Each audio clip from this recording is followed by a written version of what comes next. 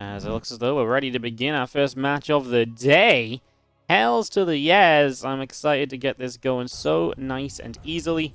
Let's do this. Let's party onwards as we get ourselves up and ready to roll.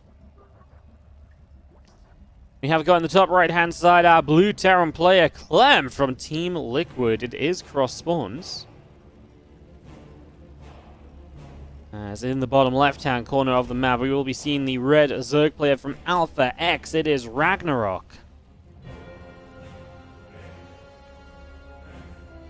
Just treat him like Reno. I know. Clem, honestly, he lost his cell and was like, oh. And I genuinely thought Reno might be able to get the job done, but then Clem was just monstrous. Like, absolutely monstrous. It was kind of crazy. Let's see what he can do. Well, the game's recorded. No, this is live. If they have player cams, as you can see right now, the games are live. I feel like they got rid of the silly, like, effect they put on. And I like this a lot more, actually. They maybe just need to do something about the team logos and some of the back, like, give the team logos a bit of, like, a border. But I like this a lot more than the look we had in the not so recent times where they had the crazy, it just looked silly, right? I'm just gonna come out and say it looked silly when they had the oh, why can't I speak? It looked silly because it was the God damn it, Wardy, think what you want to say, buddy. They have like the backgrounds, like Clem would have like a blue background, and like it just didn't look good. I like these cameras a lot more. I think it actually just looks way better, like way better. No doubt in my mind, actually.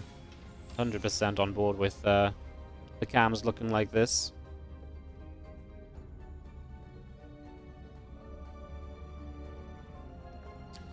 So like I say, we're just kind of getting ourselves up and rolling here, so a moment or two and we should be underway.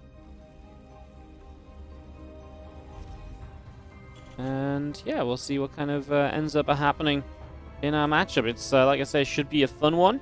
Definitely a one where, Clem is definitely a favorite, right? And Ragnarok should be able to take him down. It's not like that's an impossibility. It's just the unexpected because Clem is so freaking good at StarCraft 2. That's the problem. That's the problem. English is hard, buddy. Thanks, Coco. I mean, if you're telling me English is hard, I'm happy to accept it. At least I know that words are difficult. Is this map completely gigantic? It is big cross spawns. The thing is, if you get vertical or horizontal spawns, it's very short rush distance. Cross spawns definitely favors the Zerg here. And Clem might be muttering to himself, being like, really, mate? You got the nice spawns? What Clem can do on these spawns is it's very difficult for the Zerg to take a 5th base. The 5th base is so disjointed from everywhere else. Taking a 5th is difficult, so Clem wants to drop. He wants to keep that 5th base from going up, and I would say that's Clem's win condition in this game, typically.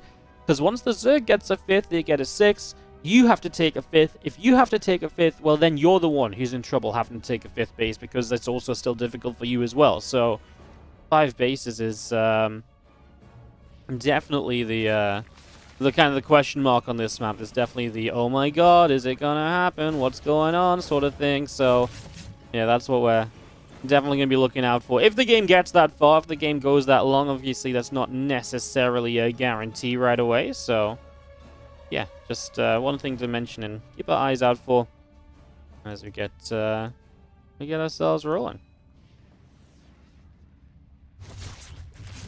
Aliens and Reaper look like they want to try and get by and start to deal some damage. A couple Lings don't have Ling speed yet, so it looks as though that will be okay for the moment. So that part is looking good as, yeah, just, gets in, trades for the few Lings, which I don't mind. I think that's actually fairly decent. Trade for the few Lings, and then you've got just a little bit more damage going out on these couple of drones. Nothing crazy, right? I don't think it's actually the most worthwhile. You kill 2 drones in total. And kill a few Lings. Sorry, 4 drones. Is there still damage going on? What was that? Was just another Helene at the front? We just didn't... the observer just didn't take us there. Sorry, guys. I have no idea what just happened, so I can't really tell you much about that. But something went down in the last few moments, and obviously that did have something of an effect on the current situation as this factory moves off the reactor. So it's going to move away to the side for now, and yeah, we just get ready to go from here. I mean, the medevac only has 2 Hellions in the center, so if he wants to do some drop play, he's going to need a couple more, and I think they might have just arrived. Yep, there they are. So in toward the main base we are going to head, and let's see how that goes. diving in towards that base and see if we can get some damage done. Clem would love to get a little bit more done here, I'd imagine. He's not exactly done too much with the initial, like, startup. Like I said, I don't think it's terrible for him. I just don't think it's like, hell yeah, let's go, what a, amazing start, etc., etc. As the Liberator gets taken down by Sport and Queens combined on the third base. Not like Clem to kind of keep the Liberator, lose the Liberator, but tough map with that third base that he's taking. It's a tough one to find spots that are good for the Liberator that can kind of hide in and come back in. I mean, I can, it can escape through the top side and come back, I suppose, from any direction, really, on the third, but yeah, not too crazy about the lib position on this map. But this is just how Clem loves to open. Liberator, Medevac, trying to deal some damage, but Ragnarok's really deflected everything, so far so good. Clem is absolutely being held back, unable to deal damage this far, and we'll see if that's going to be a continuing trend. Frost is from, like, 2016, mate. Frost is from, like, 2013. Frost is an old map, like, really old map. They played this map back in MLG. I don't think we had an MLG in 2016, that's for sure. This map is like 8-9 years old. Honestly, so here's a little bit of a grievance. So since the last time I cast the World Team League, they announced the new map pool, right? And I've been very positive saying there's going to be a new map pool coming for a while because, of course, we're going to get a new map pool. We just had a TLMC. Why the hell would they run a TLMC if they're not going to update the maps, right? I was kind of against the fact that World Team League took it upon themselves to create a map pool, like a new map pool, because while I can understand what they wanted to do, I feel like they should have had a little bit of belief in the idea of like, hey, look, like, the new maps have got to be coming up at some point, right? I just feel like they've created a new map pool for themselves, and now they've got a new map pool coming out. I'll be really intrigued to see what they do. But I just don't like that they brought, like, Frost and Overgrowth back. These are not Legacy of the Void maps. They were not designed with a lot of the games and the metas that are in the game now. And so I just don't think they make for good entertainment. So I kind of hope they adopt the new map pool. I'm really afraid they're just going to keep their own map pool, though, and not play the new maps, which would be crazy, but I don't know. You play the first 3-4 rounds with Frost and Overgrowth. Do you then change it? I actually don't know. So yeah, I'm be interesting to see, as the couple of aliens here do not do much. The defense is alright, but Clem has a tank back there. Medevac down here goes down. Again, so you can see that this bottom quarter of the map, bottom left corner, is basically Ragnarok's, but again, it's getting out of that bottom left corner that's going to be difficult. Clem's going to have the multitasking to be able to deny creep on the front, deny creep to the right and the left perhaps, and then again, how do you get that fifth base up? That really is going to be the upcoming challenge here. And if you can't get that base up, you're going to be in some serious trouble, as Marines and Hellions are putting some work in right now. Just starting to push a little bit, but Ragnarok with enough to turn this around. That's the strength of having such a good early game. As at the moment, we actually see Ragnarok showing up with a few meters as well, and he really does have a good supply lead. Clem has just not been able to do damage early in this game so far, so it's been a pretty rough start for Clem in that kind of manner. It has not been the easiest of times for him in the slightest, so he's having a bit of a tougher start today than he might have been hoping for. And as we do have these meters obviously cruising around and looking to see what else is going to go on. Does it matter if the players like the maps, though? The players don't like the maps. There's no player that wants to play on Frost and Overgrowth. That's the problem, right? Like, literally nobody wants to play these maps. They would rather have just played the usual map pool, I'm pretty sure. Because, especially Frost is as bad as Beckett, only it works two ways. If you get cross spawns, it's extremely good for Zerg in TVT. If you get close spawns, it's extremely good for Terran in TVC. So, these maps don't solve the problems of having maps that get vetoed all the time. I don't know, like I say, these maps were designed for a different era of StarCraft 2, and that's, to me, is the big issue. I mean, if you wanted to bring back some older Legacy of the Void maps, I'm not against that, because at least then they were designed with a lot of what's in the game now in mind. These maps just were not, though. Like, we're talking about, like, so many years, being so many years old, it just doesn't really work, honestly. And like I said, I mean, it's an opinion thing. Some people obviously love to see it. Just, not something I'm crazy in. Anyways, Marines coming through the center, and Bling's going to come for the runaround. A few Marines going to get picked up there, so couple of Marines having to evacuate. He's got some Widow Mines that the Banelings just don't quite run into yet. It feels like he's going to avoid the majority of those Widow Mine shots initially. Tank fire looking reasonable as well at the moment. And as you do see the split coming down, there's a lot of Marines left from Ragnarok. Well, he would really love to be able to get this fourth base and stop it from coming up. He's going to have to back away from this. Felt like Ragnarok honestly lost a lot in this fight. So felt like he did really lose out here. So maybe losing out a bit. Didn't do too much damage to Clem either. He does get his fifth base up behind this. Because he's got Clem on the defensive, he is getting that base that's difficult to take up and running. I wasn't convinced the Widow Mines were actually going to get the job done initially there for Clem, but obviously, yes, they did. So that was good to see. Because that could have been so much worse. Had he not, as we do just obviously see, can I control the middle of the map here still, so that's still a lot of Clem's initial idea right now in terms of what he wants to do and all the rest of it. Just keeping that up as Lingbane Muta comes around through the center, and we maybe just have a bit of a run towards some units in the near future as well. He's just going to get deflected from that fourth base. Okay, I mean, we really are at the part of the game, I think, where we can start discussing, like, hey, how are we going to get to that, you know, how are we going to take this, you know, fifth base Clem? I know you've only just got your fourth up, but that's got to be something you think about sooner rather than later, because if you leave it for too long and it gets denied a couple times, I know I harp on about it so far this game, but it really is the situation. It really is what happens as these Banes come through. He's going to straight up blow up the planetary, so now he's got to retake the fourth. I don't think he minds that too much, because you've got to remember that this was actually a lot of Banelings that just got thrown at him. So Clem probably looks at all those Banelings and says, well, that's actually not so bad for me. That's kind of okay. And he'll probably just sell for that to some extent. That could have been a lot worse. It was not a cheap trade for Ragnarok to make. So that's what Clem will kind of say coming out of this fight. He'll say, well, that wasn't cheap for you. That wasn't easy for you to do. Maybe I can counterattack a bit. And he does just float, I think, his main orbital over to his fourth, which means he's kind of all in. He is rebuilding the command center. So he was just desperate to get that economy back up and rolling ASAP. Did not really want to be messing around or anything. So, yeah, just getting that up and running pretty much as quickly as possible then. And, yeah, just really prioritizing that base.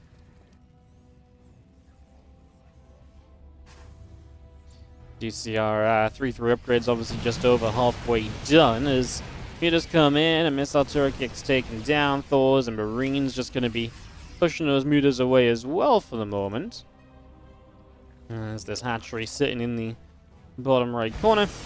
I mean, again, Ragnarok really is starting to get the map, and this is the power of cross spawns. If you can't keep the Zerg to 4 bases, cross spawns becomes really, really good for the Zerg, and that's just the reality of the situation. You know, that's just how this map plays. Widow Mines here, they're trying to burrow, but to no avail. They will not be successful at all. It's just going to be seeing our Lings coming through. Going to pick off a siege tank and just going to be running in for the mineral line here as SCV's taking some shots. And that tank firing up a storm with the Zerglings as well. So doing a pretty good job of this. Ragnarok just keeping Clem busy. Now Clem does get to the bottom side. If he can keep this base up and pressure the bottom right, and maybe drop the top left, I mean, the problem comes around again, this idea of like, hey, it's difficult to expand on this map or hold those external bases. So if you hit one side and you drop the other, it's tough to be everywhere for, you know, the Zerg.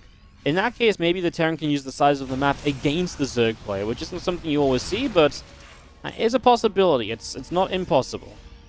And Bio Army is absolutely taking a stance down here, so Clem, knowing he wants to play a big game down in this direction, he knows that's how he wants to kind of get set up. He knows where the important parts of this map are going to be for him. So you can see he knows what to do. You can see he knows how to play it. It's just going to be seeing our Bioforce pressing forward. Still a lot of Mutas on the map, taking up a lot of supply of the Zerg, and in taking up a lot of supply of the Zerg, obviously that's pretty nice for the Terran, because it means that when it comes to a straight-up fight, these Mutas don't trade as well. It's kind of as this game goes on, you trade those Mutas out, and there's maybe some Ultras or so that it can change up. I would say that's maybe Ragnarok's biggest problem. He stayed on this hypermobile composition, and you can understand the strengths of having a hypermobile composition, I'm sure. But there's also a situation here as that's just a dead mineral line. There's a situation here, right, where you've got to consider, like, yeah, I mean, can this army actually fight? Right now you're losing the bottom right. I would just love to see something top left from Clem, just an attempt to try and deny some bases over there, because I really feel like that would be just so good at the moment. I feel like that's the one thing that could really go better for you at this stage, honestly. Fire coming through, a few more drones going down. Just going to be seeing Widow Mines burrowing up, and that's going to be another couple dead mutas. That Widow Mine didn't fire, though. And these last few mutas are really being very annoying. But so is Clem's army. I mean, these mutas are dealing damage, but Clem's taking out 2 bases that were mining with drones on them as well. Clem's army, 144 supply. It feels as though Ragnarok almost needs less. Oh my goodness. Feels like he almost needs less workers, and I know the workers are allowing him to reproduce, but it feels like there's a point at which this Terran army just never dies, right? And it's just so big that every fight is going extremely well for you as Clem. And that's what Clem's aiming for here, and it's definitely one of the problems Zerg seem to have when they play against Clem. I think these Thors are forfeit to the Banelings and the Mutas here, as the Mutalist count has been regrowing a bit, although it's still not exactly the most healthy it's ever been. A few more Banes going down, and Clem will be dropping down the supply. Ragnarok rebuilds. That's the strength of what Ragnarok has, right? He has the ability to rebuild and go again quickly. But can he go into a defensive position of Clem? Clem still has the army supply lead here, by the way. So he still has a army supply lead. It's just not as much of a lead as it was before. So if he just falls back to a defensive position, is there really a way for Ragnarok to actually get much done? Well, we'll see right now. I think Clem just has so many units on the south side. I think they're running through Lings right now just on a move command. I think that's where Clem might really be starting to fall apart, as SCVs are dropping here, there, and everywhere. Yeah, this is it. This is too much. Ragnarok is going to overrun Clem. Clem just didn't get his units from the bottom right back up to the top side of the map in time. He just could not bring them back up because, again, large map. And so he was just missing so many of these units, which obviously made, maybe would have made the difference as well if they'd been all together. But yeah, this time Ragnarok is just going to have way too much, and that is going to be Clem. Overrun here on Frost, and Ragnarok able to take pretty much this first game at this point. We are more or less on our way to being done here. Just waiting for the last few moments of it to play on out, as unfortunately this one is going to be a done deal. And Clem and Team Liquid are not quite going to get the start they will have been looking for today. That's not what they wanted. Ragnarok ends up taking map number 1, and Alpha X get off to a fiery start. We'll see if Team Liquid can bounce back, as Clem will get his own map pick up next. Like, am I crazy?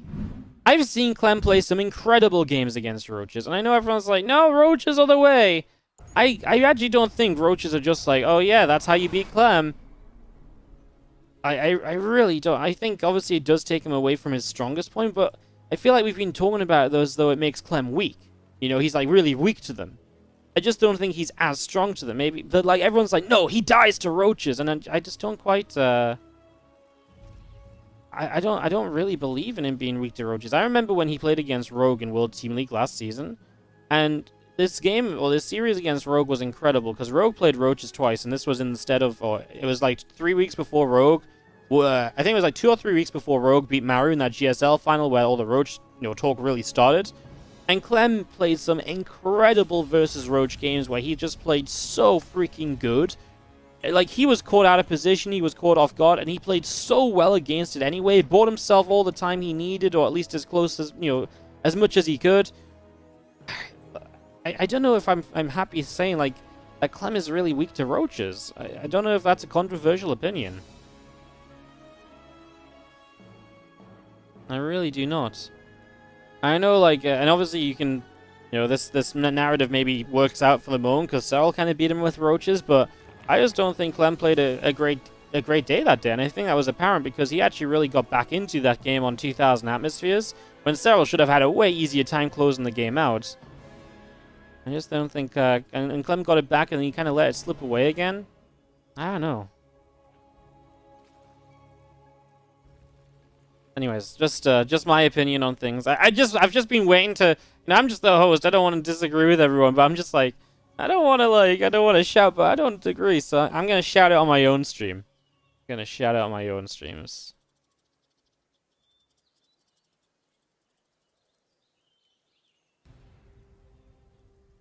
One of the reasons Clem was always good against Roaches in the past, though, was that a lot of the time he would not be afraid to open a lot of the Banshee styles. So when a lot of people would not open Banshee as much, Clem was still kind of really on like the Banshee hype train.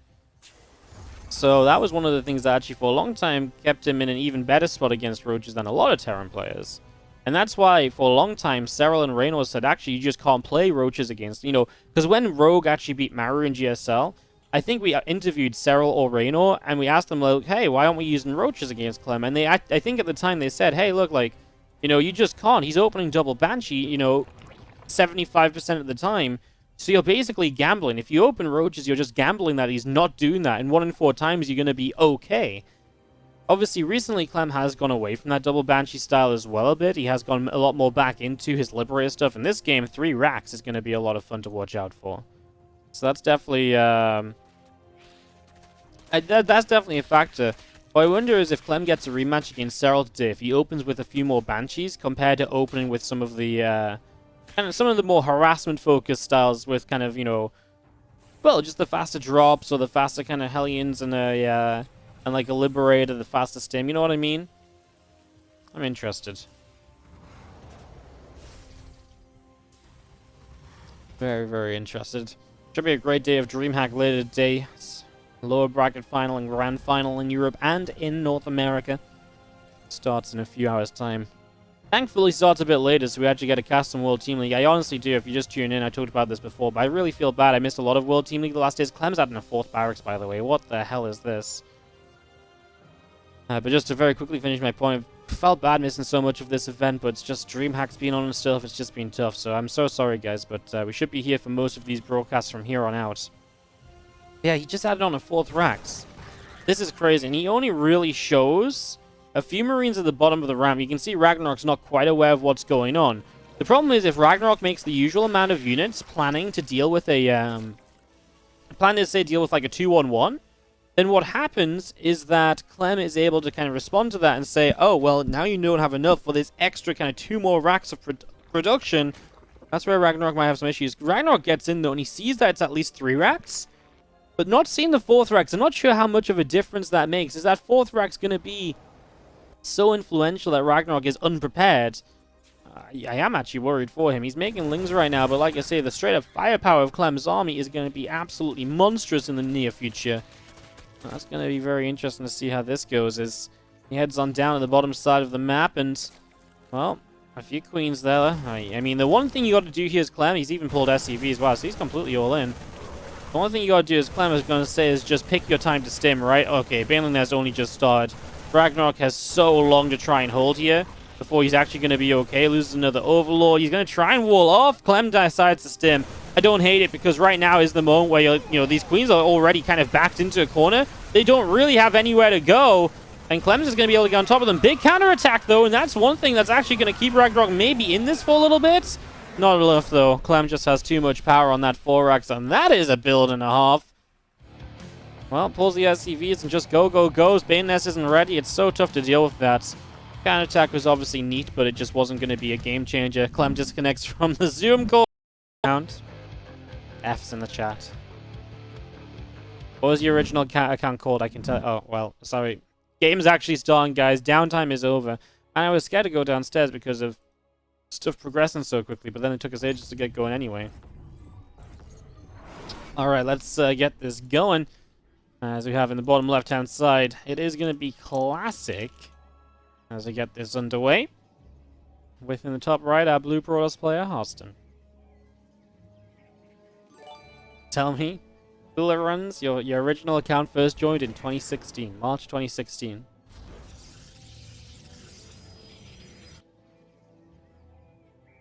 You've watched apparently 5 or 6 times as much since 2019 when when your new account joined than in the 3 years that you watched on your old account. I think you might have a StarCraft problem, which isn't a bad thing. It's not a problem. You might have a StarCraft, a love for StarCraft, and that's a good thing. Hey, what's up, Minaxo? Thank you so much for the Prime sub as we get going in PvP here on Oblivion. I really do love that the backgrounds aren't this, like, you know, a screen, this, like, AI thing anymore. That's, it's really nice to actually just see people's rooms again. I'm always a fan of, and I feel like everyone nowadays has like, or most people have pretty nice setups nowadays as well, because we're so used to this kind of online era of, having to be on camera in your room and stuff. So I'm excited to see people. I mean, Hearthstone just has a towel. Does he have a towel covering the window? Is that what it is? So that the sun doesn't come in, or is that just a towel in his wall? Is he just playing in the bathroom? New place, and he's just like, yeah. Only place that's good enough for me to set up my stream is the bathroom. Sorry, guys. He's like, I'm so used to having a sink in my old room, I just can't play in a room without a sink anymore. Okay, Hearthstone's going to be proxying off to the left-hand side. It's 1-1 overall in this best of 7. That's a curtain? That looks like a towel. Actually, I can kind of see how it's a curtain now. Fair enough. Alright, but yes, proxying on the left-hand side. Now, classic low ground expands. This is a ramp up into the natural, which means you are allowed to, expand upwards to the high ground. That is a thing. And it just means that it's easy to do so on one gate. Now, Hearthstone's obviously not playing that game. He's just going to proxy the robot, and he's going to straight up look for the kill move against Classic very early. Now, Classic is scouting, but he's going to miss it for now, so he does not know what Hearthstone is doing, and that's rough, because not knowing exactly what your opponent's going for can then make it extremely difficult to hence prepare when you're playing off one gate, and now you don't quite know what to do. He's going to start a Stargate. Let's see what he gets off of it initially to try and, like I say, get the defense rolling in this first map of this best of 2. 2 adepts down through the middle. So we are going to be seeing Hearthstone with a little bit of pressure towards Classic's base here in the next little while, as probe around the top side, just running around a little bit as well. Nice block initially here from Classic. Stargate's done, isn't building anything yet. He was supply blocked actually as he goes into a Void Ray. And Hearthstone starts a Twilight Council. Ooh, I wonder if we go like DTs behind this as a follow-up? That could be pretty cool, right? Go with DTs to follow up after your initial bit of aggression or so. I could be down for that. I could be convinced that that'd be a good bundle of fun. Okay.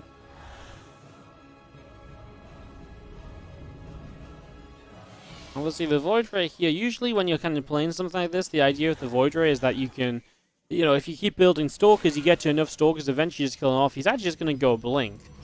Okay, well, Blink's nice, because you can obviously trade with the Void Rays and Blink out of trouble. Love the initial Adept play, by the way. It's a lot of lost mining time for Classic. He's now going to get, this probe over here is going to be chased away, and he's going to shade back toward the main. It's just been very frustrating. Love the moves from Hearthstone. Very good stuff so far. I mean, that's exactly the kind of setup you want to take a little bit of a lead, throw Classic off a little bit. As Hearthstone's now obviously about to have that. Well, not yet, but he's on his way to having that Blink. Classic sees there's a few more units here. It's a tricky build from Hearthstone. It's hard for Classic to identify exactly what is going on and how it's being done. So, yeah, definitely not the easiest build to figure out exactly. I was just going to be seeing our extra Stalker warping in. Again, you get to that critical mass of Stalkers where you can one-shot a Void Ray, and that's important because you need to kill the Void Rays through the batteries. If the Void Rays are just allowed to sit there and you just slowly dealing damage to them, it's just never going to work out. You need to be killing the Void Rays through the batteries, and to do that, you've got to be hitting for a good chunk of their HP every single time. That's a pylon that would supply block Classic, by the way, if he was to lose it. So that's actually annoying, as the Adepts will force units up into towards the main base. Doesn't try to take advantage of it in any way, though. And we'll just continue on for the moment as an Oracle trying to keep track of things as well. The Oracle's kind of an interesting addition. I think the Oracle's because he's almost afraid of DTs, right? You need some kind of immediate detection to deal with those Dark Templar should they have come around. So I appreciate Classic obviously playing that safely. Awesome. Where are we going to strike? The problem is if he blinks into the main base, he doesn't have defensive blinks. But if you blink into the main, you don't have to worry about the batteries as much, right? So maybe that's the play here. He is making a play into the main right now. We're watching this Oracle currently. Oh yeah, this is lovely. Now you can see what Classic's doing. He's trying to stay back towards his battery. He wants to stay in battery range. Oh, massive stasis ward. Hearthstone's not going to be able to afford much for a while. You can see one Void Ray went down, though the other one is low HP. Awesome, get that Void Ray right now. No, he doesn't have enough Stalkers in range. A lot of probes pulled to fight this. Obviously, you've got the Blink back, though. Super Battery's active. We still just don't have quite enough Stalkers getting far enough forward to actually be able to fight the Void. The Stalker count taking some hits. We're going to go onto the Void a little bit here. He's going to lose his Prism. He gets the Void Ray, though. Does he have enough Stalkers? Remember that you've got Blink as Hearthstone, which means it's so much easier to do damage. No! Round 2 on the Stasis Ward. Classic's going to deny all of the economy once again. Hearthstone's not mining pretty much throughout this entire thing, as he will be held. Classic comes out on only 7 workers, though, and that means that once Hearthstone can mine again... Oh, Hearthstone just realized his entire mineral line's not mining. Once Hearthstone can mine again, he might be able to outmass Classic and just go for this. But for the moment, he has not been mining much at all, and Classic will be catching up quickly due to the double Nexus. So Hearthstone just has to get some more Stalkers and go again. I mean, he's just got back to mining now. The probes are just now back. He has to avoid this next Stasis Ward. He cannot let this Oracle do damage like that again. That was game-saving for Classic. If that Stasis Ward does not go off like that, he is absolutely dead. Because Hearthstone just has extra Stalkers. He already has a new Prism out. But Hearthstone had 0 mineral income for a serious portion of the game. And that is what keeps Classic, for the moment, alive in this first map of the 2 that they will play. Wow, exciting stuff here so far in this PvP is Hearthstone, like I say, he's getting ready to go again. He's just warping Stalkers from the top left. It's obviously also not easy for him to exactly know the position he's in, I think. You know, it's tough to say, hey, did I kill enough workers here to be okay? He made the Observer for high ground vision. I was kind of wondering if he was going to get a new Warp Prism. I'm honestly kind of surprised that he isn't getting a new Warp Prism. I feel like that's almost a bit of a mistake. But, it's one of those things where he's clearly kind of trying to calculate, like, do I just need to go and kill him with as much as possible right now? And the answer is kind of yes, he's going to blink up here. He's honestly got a lot of Stalkers to go up against. This is where the Prism would have been amazing. Right now, he's trying to buy time to get his blink back. We know how powerful that blink can be and what it can do for you. He's just going to blink to the low ground to get out of here. He's got a supply lead, but he's going to struggle to actually break Classic. I think you got to get a Prism. Or you could expand. You know what? If he expanded, like, right now, would it be terrible for him? Because if he expands, like, right now... Yeah, I actually think if he just expanded right now, this actually might be okay. Because, okay, he's only a few workers ahead now, but that should kind of stick. I like that he's just getting a new Prism, but now that Stasis Ward on that high ground, that's definitely going to be something that dissuades him from blinking in again, although he does have the Observer, so he should be able to spot it before he blinks. As long as he blinks with the Observer and not with the Prism for vision, basically. And then you can just blink one Stalker ahead and just use that, right? So, that should be okay. Stalker's hanging out on the ramp still. It's going to move up in towards the natural. Can't find much. Still maintaining a lead. Like I say, he's flowing just a lot of minerals. I do think he's near the point where he's like, you know what, I'm just going to put my expansion down. And like I say, if he does so, I mean, Classic is lacking in tech. Right, he's got an Oracle, and that's kind of all he's got to show for this. Hearthstone's just trying to kill a gateway, but to not much success.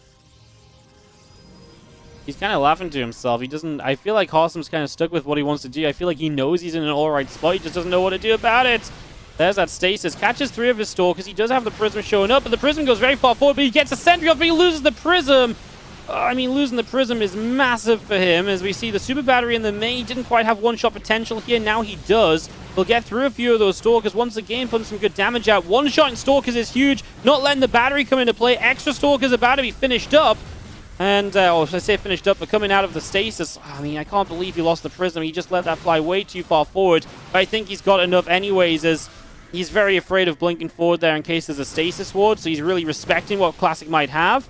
The Stasis was just placed, though. And if he saw that, he might have been able to go. Instead, he's going to go in the main. He blinks back. He knows there's no Stasis here. He was just there, right? So he does get the win in the end. GG and Hearthstone.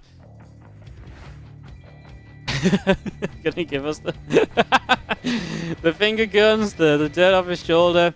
I mean, geez, that was a tough win after taking a seriously in PvP for a long time. Yeah, back when Taldra and Malta was a map, Foregate was really good. Especially on like maps with no like ramp into the natural and stuff, because there was just no way for the if the opponent didn't go 4-gate because of warp gates. If you went 4-gate and your opponent didn't, your opponent has no way to get enough units up to hull, because you can just warp in across the map and you're just always warping in with an extra gateway. So it was extremely difficult to ever get the extra units to hold. Like, you just had nothing. And if you went, you know what I mean? Like, You just overpowered pretty much everything for a long time, so yeah, 4-gate was kind of crazy for a while.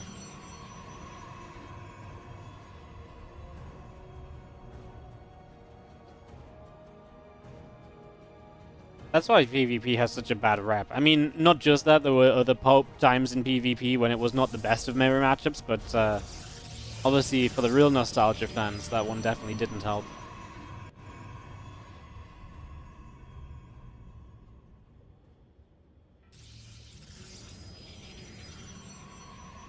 As we get ourselves set up here for game number 2, and Hearthstone puts Team Liquid into the lead for the first time today.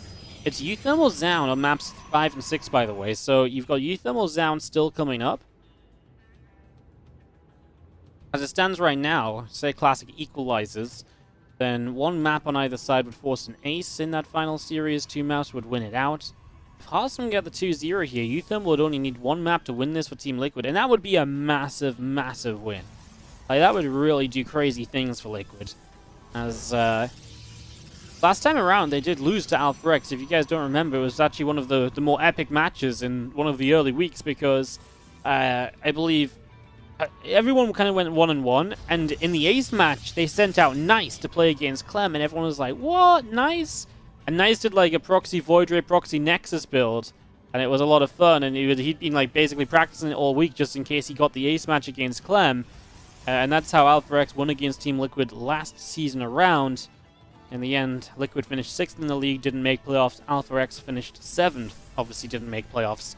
This season, just a reminder that actually more teams do make playoffs. 7 teams make playoffs, so both AlphaX and Liquid would have made playoffs, this season if they finish how they did last season, basically.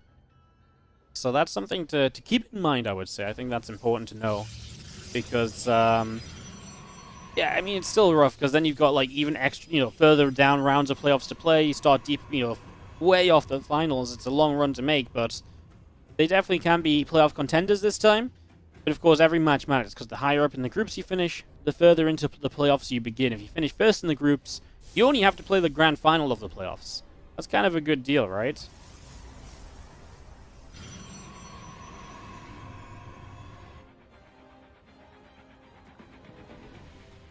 Yeah, I've got warp gates on both sides of the map. An Oracle on the way out of the Stargate.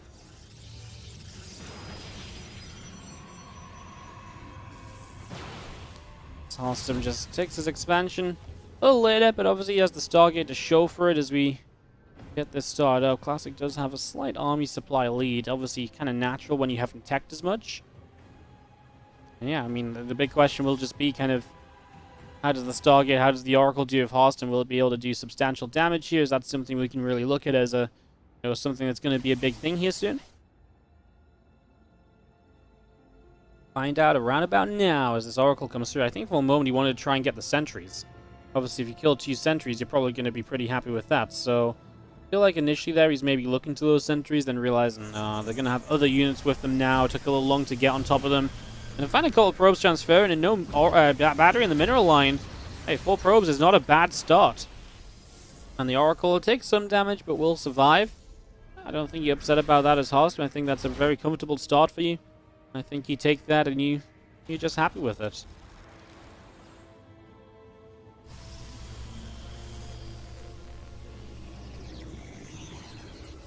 This nation's still just moving around a bit around the main. A couple of Oracles setting up down on the bottom side as well, trying to see what they can maybe get up to here as we get through the early few moments.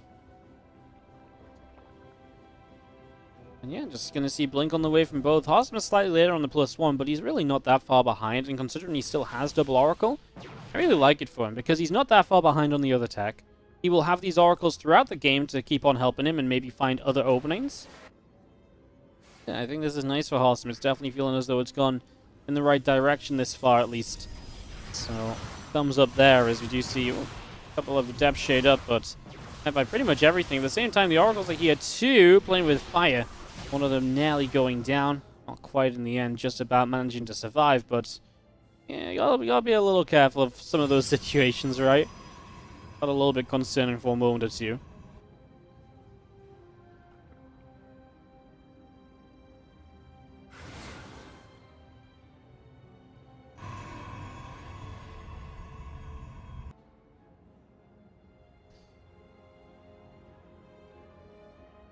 Oracles continuing down to the south side to see what they can maybe do next here, see what else they can bring. Obviously, more than anything, they just provide map control, and Hearthstone seems to feel safe to take a third base, so he's going to get his third going nice and quickly, is again currently matching each other in terms of how they're both setting up. Really is setting us up for a pretty fun game of PvP when you just kind of get that macro setup on either side.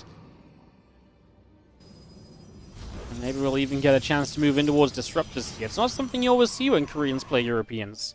There's that tendency to kind of stay away from the Disruptors. You see some charge lots added in and Archons first, and after that you generally go in towards those Disruptors. It's just, you don't always get through that stage of the game safely on either side, and so like I said, Disruptors are like much more of a rarity than, say, what we've been seeing in like DreamHack NA, where we've been seeing Disruptors in pretty much any single PvP that's been played.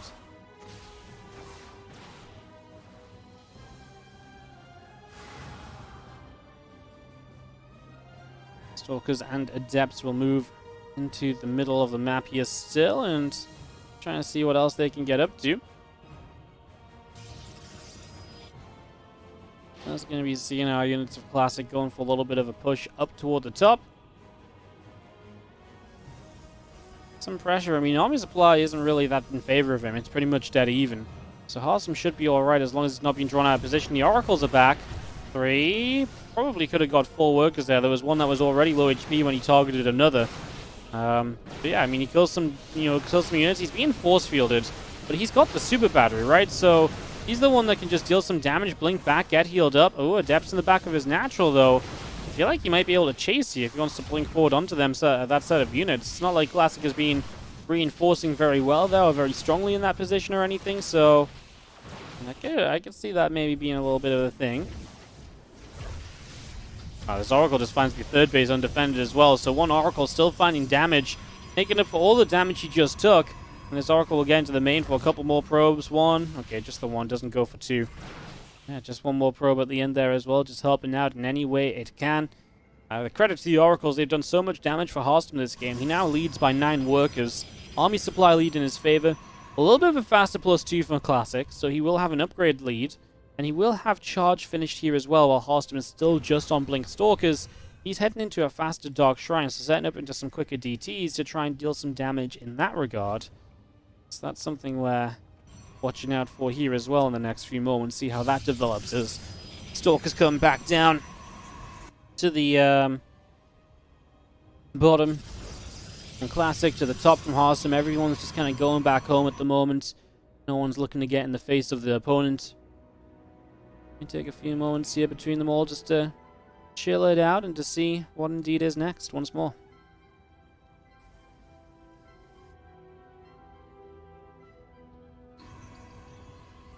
Awesome is going to make that step up into Disruptors. You can see that Classic is much happier just kind of moving around and being active. Well, Hearthstone knows where Classic's army is. This is great for Hearthstone because he can probably get in, make a reasonable attempt to kill a base, and get out. If not kill a base, then he's going to get at least a good few units to trade, and he can recall home, remember. So, assuming he's probably just going to end up recalling home here in the next few moments. See how this ends up going, as obviously he's Chrono Boosting an Immortal here. Stasis Ward only caught 1 Stalker, or 2 Stalkers that are kind of placed a little bit separately from each other. Awesome will continue up the ramp, so he's going to keep his Stalkers on the other side. He did get the initiation on this base trade, so he was a little faster to start. Now we recall out of here from Classic. Hearthstone's going to figure out what he can do. He's going to start blinking away. He might lose a few more units in this process, but I don't really hate it. I think it's going to be alright for him, in fact. I mean, you got to look at this. Hearthstone's coming out with a massive worker lead. Armies are very similar as well, so as long as Hearthstone just stays alive here, he should be fine. And like I said, I don't really see there being any reason he shouldn't stay alive in this situation at the moment. I think this is really looking alright for him. He's got DTs as well, remember, so those DTs can be annoying. I'm kind of surprised he didn't hit the Robo on the natural, just in case he could have maybe had a chance to deny the potential of an Observer, right? You don't know when. Maybe your opponent didn't quite make an Observer or so, and maybe they'd have to rush one out, but now you'll never know. I feel like that may have been the target, actually, when he was in that natural, but like I say, it's hard to, I mean, a lot of on-the-fly decisions being made, units warping in, you want to try and keep those Stalkers up and running. There's a lot of Zealots here, is the one thing I'll say. As that Disruptor shot only clips a Stalker and a Sentry. And a lot of Zealots, but Hearthstone does have that one Archon. It's putting out good damage. Classic still struggling here. The newer Korean pickup from Alpha X is maybe not going to get the job done today. DT swiping on Stalkers as well. Hearthstone is losing some probes, but overall this army of Classic is being whittled down. There is not a lot remaining for Classic any longer. I think we are on our way to a victory for Hearthstone. I put Liquid up 3-1, and that's amazing for them, because then they're at the very least guaranteed an ace match. That's always good news, of course. Yeah, the very least guaranteed an ace match. Hearthstone celebrating in, well, Hearthstone style. I don't know what kind of style that really is, but it's Hearthstone style. As, oh, he's got the captain. Here's our captain, guys. Hearthstone puts Liquid into a winning position. Like, this is the... That's funny. That's actually very funny. Alright, guys. Fozell, thank you so much for the 16-month resub. The games are ready to resume. Let's get this underway as we kick this off.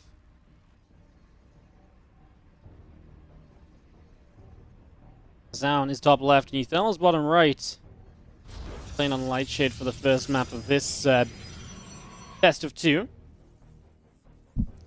Just getting that up and ready to roll. See how things will play out here. As Team Liquid only need one map from Euthermal. If he can just get one map, he should be good. Let's see if he can get it. As we get ourselves settled down here. Zoun needs to get a 2-0 to take Alpha X to an ace match. And then, of course, they need to win that ace match as well if they're going to win today, obviously. So that's how it's looking for Alpha X. We'll see if they can get the job done.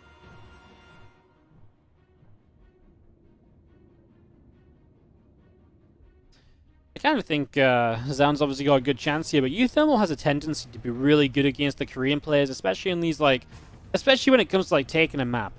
You know, if I had to pick someone to take a map out, you know, of the Koreans, and I said this last time we were casting Euthermal in, I think, the WardiTV event, the Summit Championship, maybe.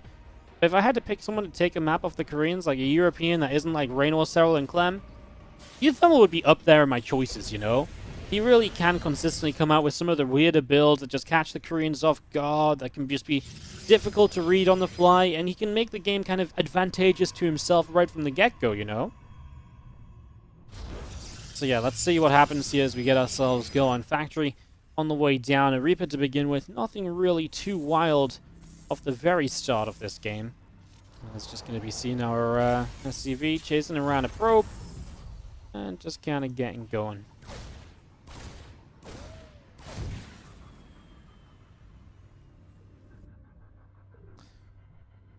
Now, obviously Euthermal will trap that SCV, that probe in the base, so the probe did get in. It did get to see that Euthermal obviously didn't expand right away. Euthermal's expansion not yet going down, but will go down soon here after he has that factory coming in. Nothing too weird. It was just, like I say, an early probe scout that really lets Zoun kind of deconstruct this build from Euthermal, because Euthermal would have loved to have had Zoun in the dark here, completely unaware as to what's going on, etc., etc. Obviously, that's just not going to be the situation. And we can obviously see that now. We didn't know that before, did we? So yeah, nice to get that information for Zoun. He's not going to be kept too in the dark. He will know what he's playing against. And he can more or less assume an expansion in the near future too, I think. I mean, it's still possible you don't expand behind this. You drop a starport a bit faster and you go real aggressive, but I think that would be starting to really push it.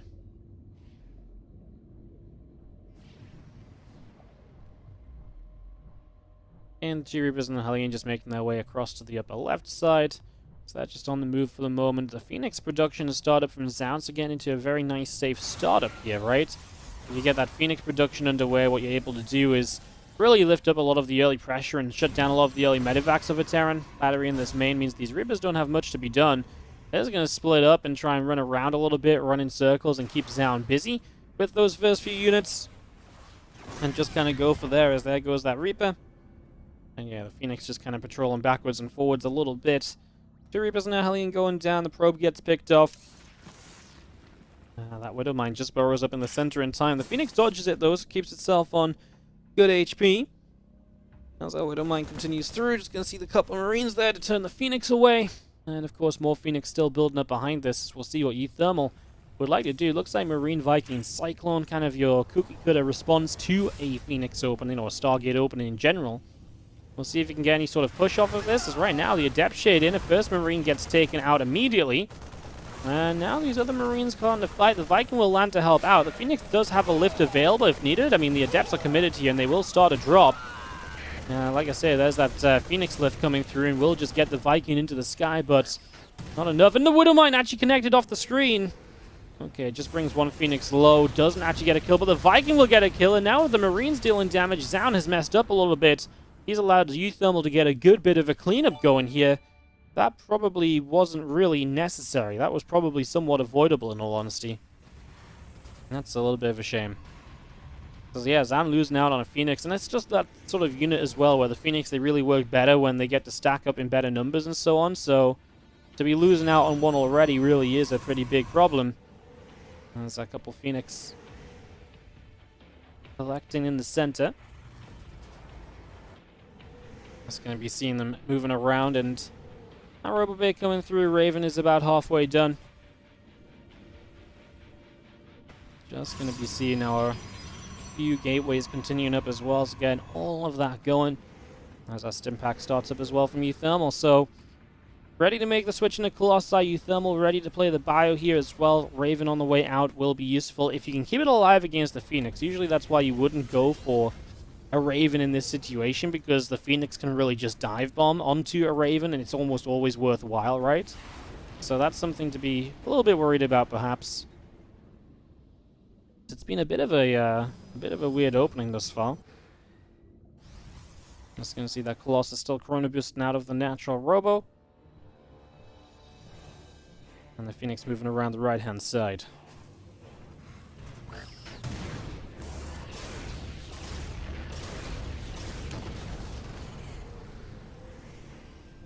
Picking off that SCV, just going to be seeing us doing combat shield still coming through on the main.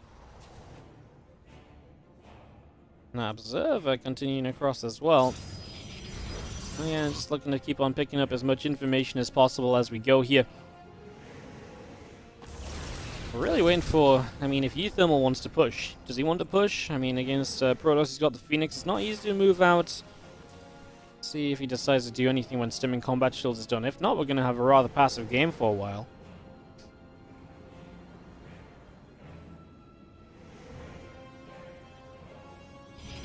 I like the question in the chat. Is this a standard PvT? It's kind of, honestly, it's becoming more normal, actually. Where you have this kind of, like, not a command center early setup. You kind of go for the factory before you expand, and, you know, these couple, like, it's not unheard of. It is becoming more of a thing, this kind of, you know, way of setting up, basically. But it's not like every single PvT plays out like this, and obviously, I think PvT is a matchup that really does have a huge variety of openings at the moment, so a lot of different openings available. Definitely allows you to mix it up a bit. As those two medevacs coming in from the upper right side, they're going to be aiming for that main base in the near future, so they're going to be aiming for the main. They're going to see what they can do.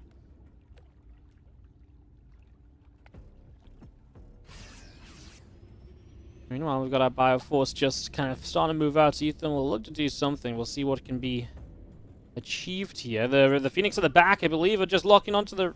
I think the Phoenix has killed the Raven, guys. I'm not sure. The Observer doesn't want to show it. Says, we're going to go drop into the main base. So this is ongoing as well, of course. Into the main we go, killing off that battery right away. Just going to be seeing a couple Zells. Don't have charge yet, so they're going to go down. He's almost positioned to get set up in the main. Everything that was sent to deal with this just got shut down, so this is doing a lot of damage. And the tank does get in position off on the low ground as well, so that's fairly substantial here. Euthermal putting himself in a great little spot. Here's a Colossus to finally deal with these few Marines that have otherwise been doing way too much damage. Like, they were really left to do way more than they should have been able to. Just going to be seeing the Viking picking away at an Observer there, just getting what you can. Okay, the Raven hadn't died. I wasn't sure. I just saw the Phoenix like picking something up off screen, and I really thought there was a good possibility that was going to have been a that lift up was going to have been a Raven, or just the pickoff, because it was maybe trailing behind. But no, it was not. So that Raven was still alive for that. That was good to see, just because, like I say, we're obviously casting off a clean feed, guys. Well, the observer shows us isn't always exactly what I'm wondering about, etc. So sometimes I've got to cast making a couple of assumptions and so on, so apologies for that. Just the way that this event works.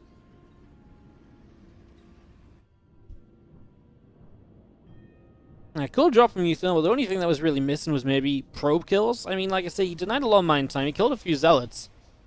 And he was on his way to killing his assimilator, but did he really kill anything else too substantial toward the end? Maybe not. I do like the pressure he's putting on. He's going to Widowmine drop the left side while he's obviously putting pressure around the right into the center. That's nice to see. I think that puts you in the right sort of direction. If you can try and keep the Protoss off a fourth base, or keep their economy hampered while they head toward 4 bases, I think either or there is generally pretty good. Units here, though, and so 3 Widowmines just don't even get a shot off. They don't even get to burrow.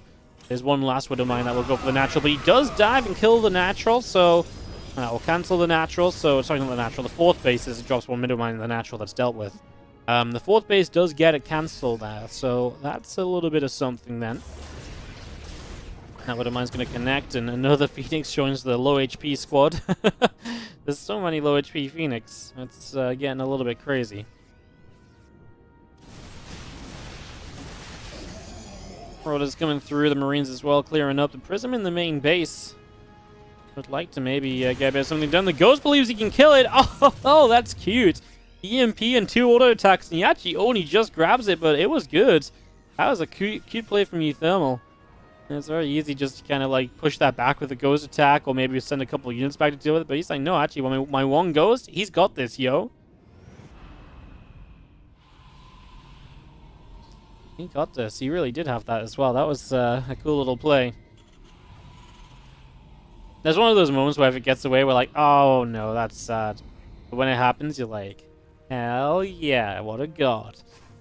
That's going to be seeing the armory building up here from Uthermal. It is hindering his 2-2 progression. As Dark Shrine and Disruptors coming in for Zound. It feels like Zound's getting into the comfortable late game he wants to be in. And he is really getting to that very comfortable state of the game. As you do have Stalkers and Phoenix chasing back a few of those Marines, so they get chased out of there. Not really able to gain too much.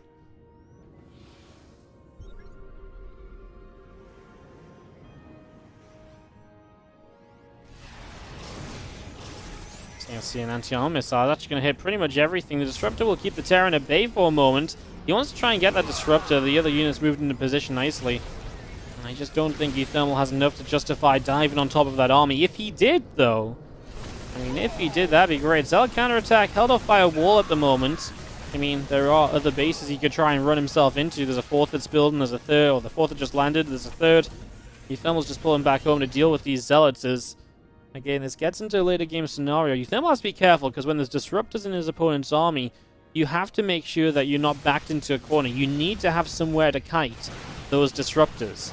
Right now, he's going to be fighting on his 3rd base, so like I say, you need to be able to kind of stick around on top of your 3rd base without being pushed too far back. First, EMPs are good, hitting the Disruptors, weakening them, but his 3rd base is just almost forfeit here. I'm kind of surprised the SCVs aren't pulling away. They're just kind of standing their ground. He does chase down these Zealots top right. Now we're going to commit big anti-armor missile. These Disruptors all kind of dirt a bit too far forward, honestly. Disruptors are not going to have a great time. One does connect now. Honestly, seemed like a better fight for Uthermal than it was maybe initially meant to be. And as he chases this down, Zound's going to lose a ton of units. The anti-armor is huge. It helps him just cleave through so many of these units. And honestly, there were a few Disruptor shots, which I genuinely don't think get cancelled if he doesn't have the anti-armor to speed up the killing process. Uthermal loses a lot of SCVs, but a massive army win. And his army right now, almost double what Zound has. So if he can break across the map right now, which he has, because he chased this army the other side, maybe he can just win this game with one fatal push. Really nice fight for Uthermal, but he's not going to press the issue yet. He has got a lot of low HP units, so at the very least might be worth just letting those heal up a little bit, right? Let those medevacs do some work. Those medevacs, some of them are like full energy. Like, that's crazy, as we do have obviously some action looking to set up on the right side of the map. Disruptors building, DT's building. Army supplies bounced back big time from Zound as he gets some time to spend the money he had saved up. The Vikings don't really have anything to kill at the moment in this army. Whether you want to drop them on the ground or not, though, that's an interesting question, because they can be useful to keep alive to stop your opponent wanting to go back into Colossi.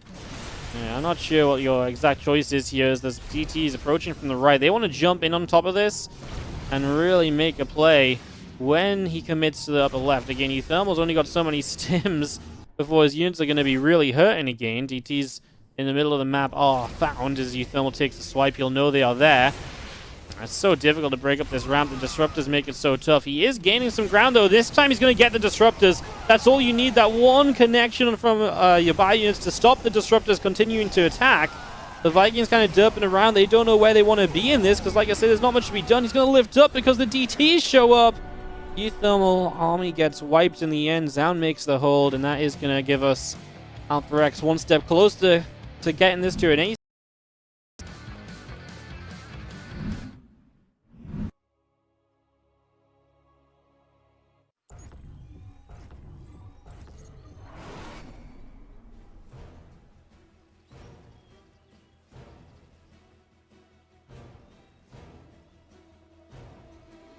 Apologies, guys. Just had to see to the puppy quickly between maps. Looks like we didn't miss much. We're just getting into it.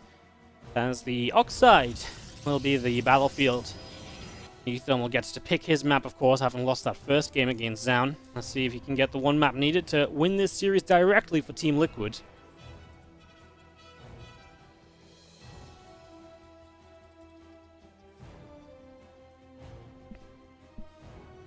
Setting up into this game number 6 of our best of 7. Fun first match of the day here in the World Team League.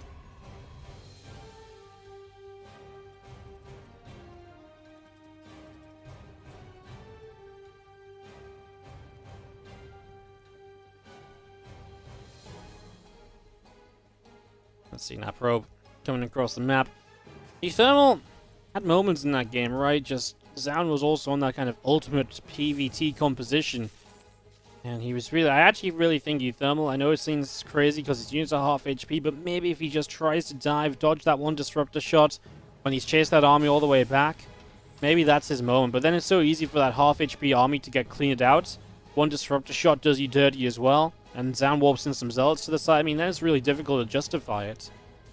So, yeah, obviously in hindsight, yes, that might have been his better option, but a difficult position to play out of, really. Just not a simple position to play out of in the slightest.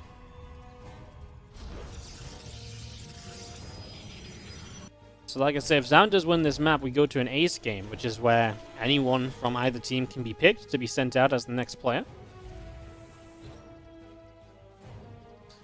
And that will just be one map, game 7, and that's how this best of 7 would end. Now, what is important to note is how the point system works in the World Team League, where in each of these matches, 3 points are available, which count towards your group ranking.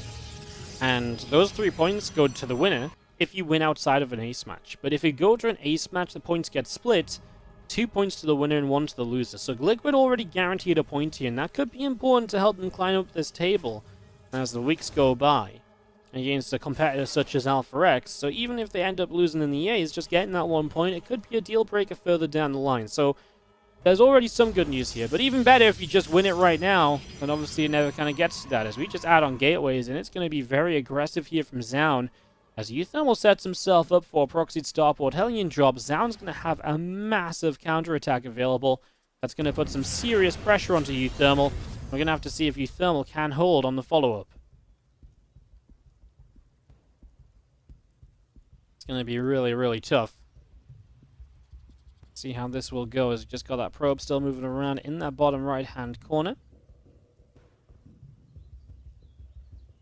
A couple of Hellions still making their way down here, and that probe is going to get picked up, so probe already going down. Medevac is building as we have a gateway on the far right-hand side setting up as well.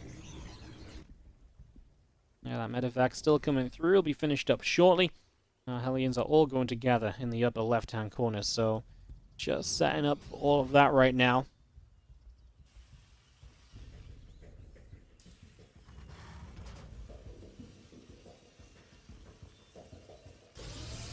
You wait with bated breath to see whether it's going to be good. As the Hellions drop straight in. Now, here come the units. Remember, there'll be a lot of unit production here. The probes are lined up, though. 7 immediately. And now you keep these Hellions alive because they don't take a volley right there. Oh, no. Zound. Euthermal actually took a moment before you unloaded there. He's keeping units bouncing around. He's keeping probes from mining. Killing 7's already great. On top of that, he is denying so much mining time. He's going to run around. He'll probably find this one on the gas. He looks like he's distracted Micro back at home. That's what I was kind of wondering about, because it did look as though he was a little bit delayed before as well. He obviously, I think at this point, knows that this is very committed from his opponent too, so he just needs to hold it home as he gets some more damage done. These few probes are going to be in some trouble. A few workers going down. Another Stalker just got picked off. He's got a tank, but his natural may not be able to mine for a little bit, but he's up 10 workers, so yeah, he's actually just going to bring his next tank down. There's not enough power for Zound to kind of keep on going. And that's pretty much going to be it, right? Euthermal just puts himself into winning position right here. I mean, he is really just set to close this one out now, I would say. Wow. Today's game has been fun. Let's see, as obviously he's down. Big problem for him is he just doesn't have tech. Like, he just has no tech to play with in the slightest at the moment, so that's obviously not ideal. Missing just the ability to kind of, well, do anything, right? Like I say, all you can do is really run forward with Stalkers. They don't have Blink. He's going to try and get to a Robo Bay. So that's how he's going to try and tech up here and to try and get something done. So those couple of mules will continue through. And we have our +1 attack upgrade coming in with the Stim Pack right now. Euthermal looking good. Now, Zound's catching back up in workers, but like I say, everything is so delayed from what it once was. I wonder if Euthermal could just get kind of one big push-off once Stim and Combat's done, and if Zound would even be ready to deal with that, you know?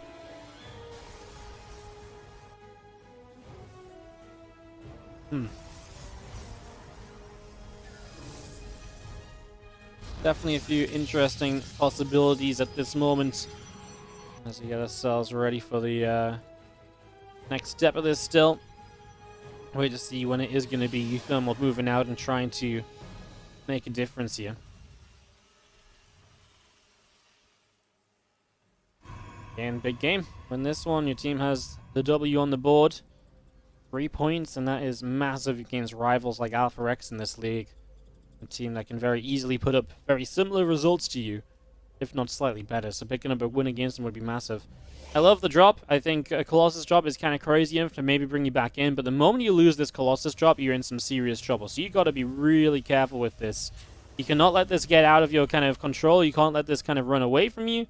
You've got to keep on top of it. Otherwise, you are going to be in for a bit of a rough time. So in we go. There is a turret here, which will actually start to put some damage out. There's a tank in range as well. Good initial defense from Euthermal will not allow anything to really happen. So yeah, that's a strong start. These Marines, they want to intercept the prison, but they obviously can't put up much of a fight if the Colossus is out because, well, the Colossus is just pretty powerful. So yeah, a little bit of a fun back and forth there momentarily. That lasts only, like I say, a moment or two.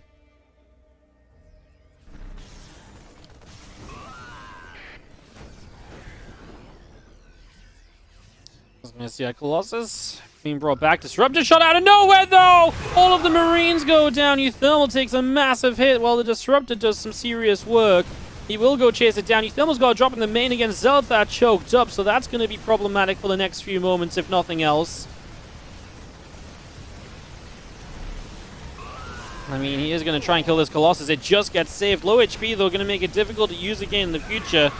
I mean, nice attempt from Zound as Euthermal is going to lift up for now and just save these units for a later moment when he's a little bit better set up again to deal with it all. As he has got rid of the third base, and yeah, Zound just can't really deal with this attack. Even with the Disruptor shots, Euthermal does just have way too much at the moment, has way too good of a setup, and looks as though he will be able to get this one closed out most likely. He's headed home, he's just clearing up that gateway right now. I mean, if the third base is down, he doesn't necessarily need to immediately push again, right? He's got a few moments where he can just allow things to settle, and that's what he will begin to do.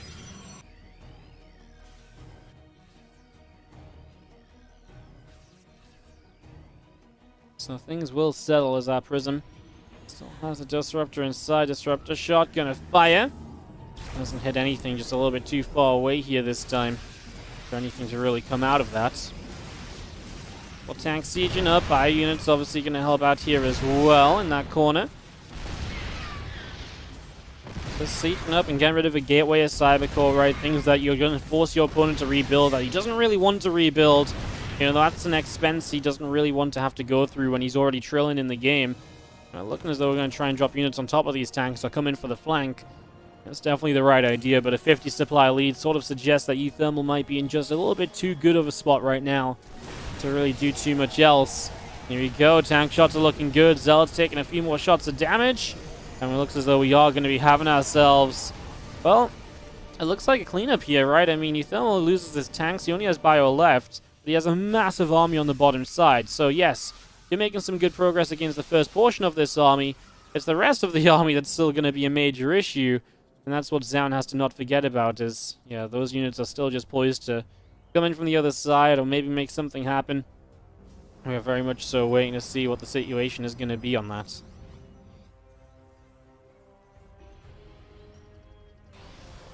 eThermal again just says, as long as he's only on 2 bases, I'm just not worried, because just 2 bases isn't going to be able to cut it against me. Like, you just aren't going to be able to get enough done here, so... Yeah, just kind of, watching out for that at the moment.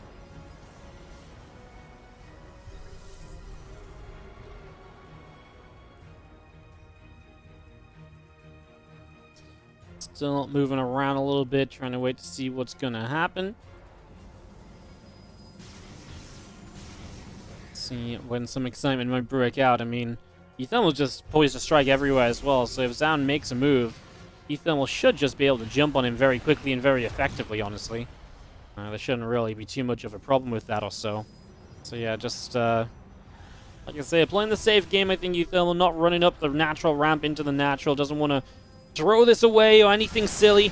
Disrupt a shot as the Ghost goes up the ramp to try and drop an EMP. Disruptor doesn't quite land there. Now the Bio is going to stim as the Vikings are putting in some work against the Colossi. The Super Battery will do okay, but there's just too many units, guys. Like, I mean, it's just, you're not meant to win this as Zaun. It's not really meant to be possible. He will stay in until the very end, and he'll try his very best. It's just like I say, probably not going to be enough at the end of the day. As unfortunate as that might be, Alpharex looking to take a loss on the day, even when it starts so well for them. You know, when you say, you know, you tell me that Clem doesn't take the 2-0 over Ragnarok, and I would have started then saying, well, yeah, then I actually really do favor Alpharex. So, yeah, for it to go down like this, a little bit crazier, a little bit of the unexpected. But hey, that's what StarCraft 2 is about. That's what makes this game so fun. Heck yeah.